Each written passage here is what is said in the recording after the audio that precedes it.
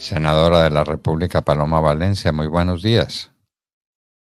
Doctor Londoño, como siempre, un gran gusto y un gran honor poder conversar con usted y con todos los oyentes de la hora de la... Usted, por supuesto, está ligada al país entero. Usted es senadora de la República de Colombia. Ha recorrido cuántas veces Colombia, pero hay dos ciudades que están mucho más cerca de su corazón que las demás.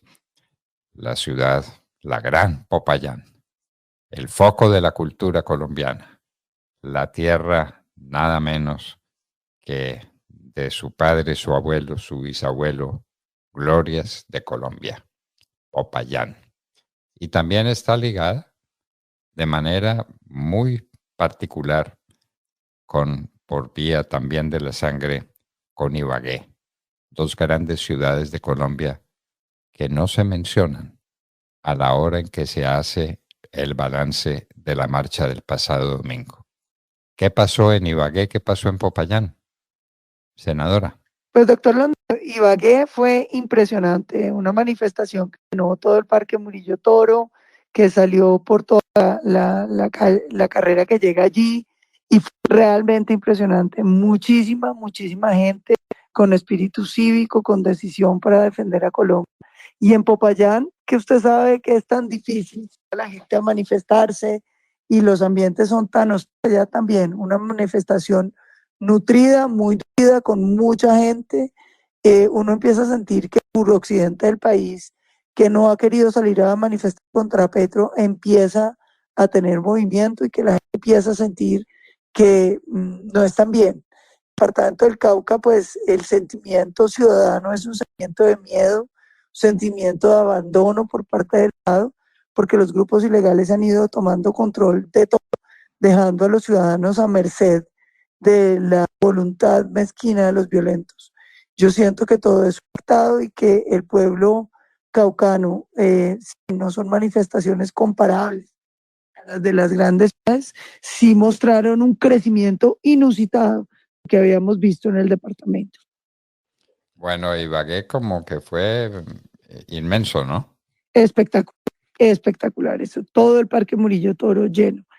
Gente entusiasmada, una manifestación que además de eso, pues por la 39, muchísima gente, muchísimo entusiasmo, sobre todo un mensaje que no quieren la destrucción del gobierno, que no queremos una constituyente, que no se quiere este proceso de estatización, doctor Londoño, que es tal vez lo que más preocupa a los ciudadanos colombianos, porque aquí estamos viendo cómo el gobierno lo que quiere es eliminar el sector privado de los servicios que hoy presta. Entonces, que haya salud, pero sin sector privado, solo estatal. Que haya pensiones, pero también sin sector privado, solo estatal. Y al mismo tiempo estamos viendo un tema muy delicado y es definitivamente lo que está pasando con los servicios públicos, donde el presidente Petro también amenaza con sacar al sector privado. Las obras públicas, cuando rompió las vigencias futuras, doctor, es para sacar al sector privado y quiere que las obras públicas todas las haga el Estado. Entonces aquí lo que estamos viendo es un proceso de estatización que no corresponde a lo que ha vivido Colombia, donde tuvimos un tema muy estatal, muy grande, muy ineficiente, muy corrompido, y surgimiento de un sector privado prestando al lado los servicios de salud, pensiones, servicios públicos, recolección de basura, obras públicas, todo esto sobre la base de a eso nos llevó la ineficiencia del sector público. Ahora, doctor Londoño, estamos viendo, es un devolvernos al pasado, no porque haya razones para hacerlo, sino por el capricho ideológico del presidente. Bueno, senadora, estamos compungidos y muy preocupados con lo que pasa en el Senado en materia pensional. Trabajar la vida entera, tener un patrimonio, entregárselo a un administrador tan eficiente como han sido los fondos de pensiones. Nadie discute eso, ¿no? Nadie lo discute, porque con las cifras no se puede pelear. La actividad de los fondos de pensiones han sido sencillamente maravillosa, maravillosa. Gran parte del patrimonio que está disponible para las pensiones de jubilación proviene de los rendimientos financieros de un capital impecablemente manejado. ¿Qué pasa en el Senado en esa materia? Pues doctor Londoño, ahí lo que estamos viendo son unas mayorías construidas por el gobierno, especialmente con el Partido Liberal y con el Partido de la U, que les están permitiendo avanzar en la consolidación de ese proyecto. Tiene unos problemas estructurales de fondo. El primero, digamos que mencionemos lo bueno, doctor Londoño, porque creo que lo único bueno es que efectivamente logra eliminar los subsidios a las altas pensiones, que es fundamental y que es una cosa que se ha hablado mucho en Colombia y que no se había hecho.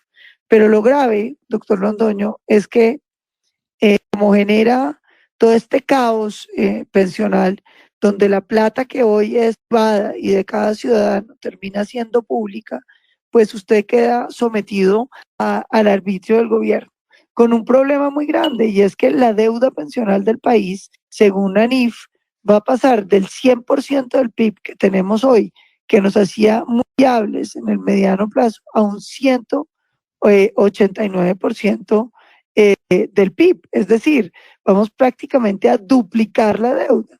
Y ese sí es un asunto que no es menor, porque esto habla de la continuidad del país, de la deuda que le queda a las nuevas generaciones colombianos y de la dificultad.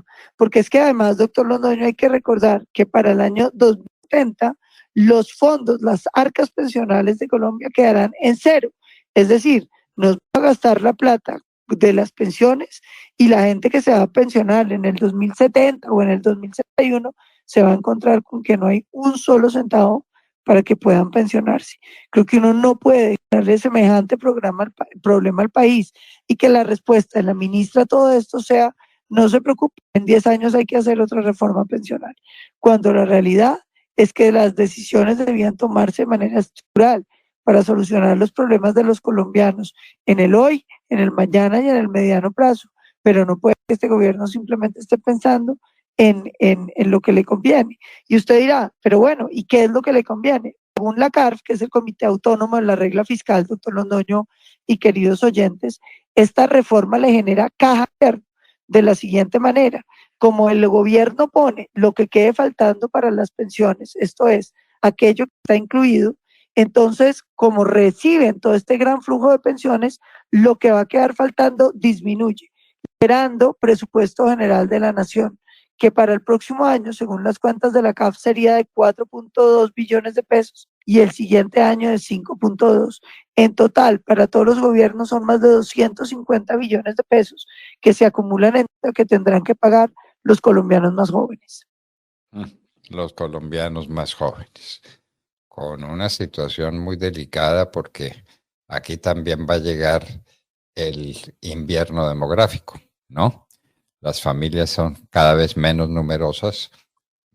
Las mujeres se sienten satisfechas con uno o con dos hijos.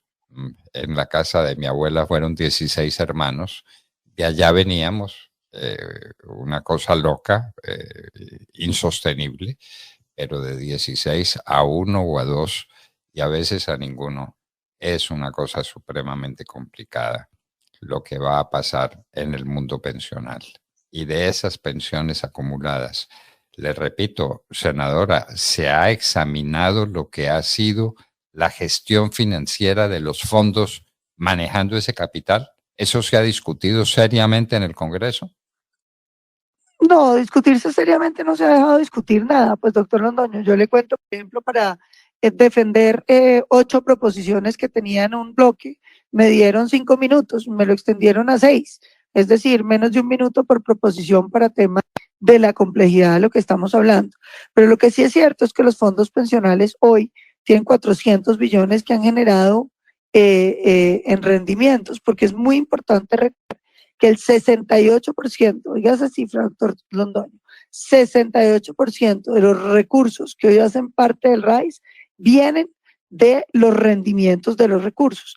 Paralelamente a esto hay que hablar de lo que viene pasando en Colpensiones, que en cambio es la feria del contrato, una cosa verdaderamente espeluznante, donde usted encuentra una administración como la de Dusan, con costos, por ejemplo, para el contact center de más de 38.000 millones, que equivalen a más del 100%, 140% del contrato, donde el comité de contratación de la entidad dice no cumplen los proponentes y contratan a la entidad, y en un día la entidad privada habilita al contratante y le entregan las pensiones, que están manejando Colpensiones como una caja menor del gobierno, donde está toda la burocracia que necesitan para aprobar la reforma pensional.